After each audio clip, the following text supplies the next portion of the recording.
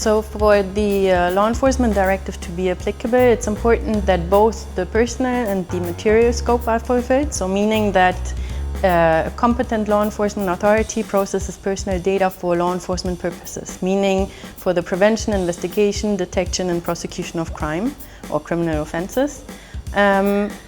But the problem is very often that in the different member states, different authorities are the competent authorities within the scope of Article 3.7 of the directive. So the definition is a public body competent for the prevention, investigation, prosecution and detection of criminal offenses. And the scope of the prevention of crime or how it can be interpreted is also quite wide. So that means that in some member states you can also include administrative fines under the scope of the directive. And it can also be included, if you look at recital 12 of the directive, criminal or offenses that may lead to a criminal offense. And on the other side, so for example, the processing of intelligence agencies or military agencies cannot be regulated by EU law because the EU Commission doesn't have competence to legislate in that area.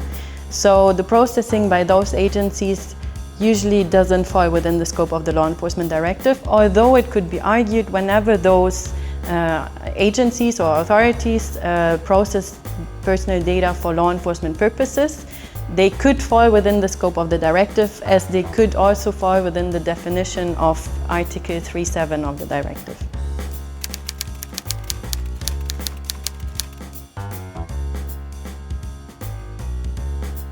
So there have been problems under both the GDPR and the GDPR implementation and the transposition of the law enforcement directive in terms of the restriction of rights, in the sense that where the GDPR or the directive have been just copy-pasted in the transposition acts, then there's no real legislative measure for the restriction of data subject rights. So meaning that only the reasons for restrictions under the GDPR and the directive have been put in the national law, although there needs to be a specific law that needs to be necessary and proportionate in a democratic society and respect the fundamental rights of the data subject concerned.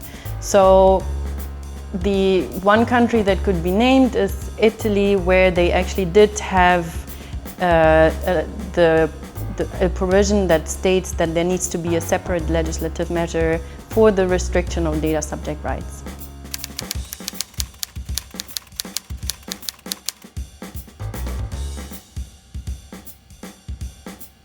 At the moment, none of the member states applies the law enforcement directive to any non-public authority, also not to financial institutions like banks. There are cases for so-called financial intelligence units where they apply the directive to the processing activities, but those are public authorities. So they form part of the police organization, for example, of the member state. But generally, the GDPR should apply for such processing.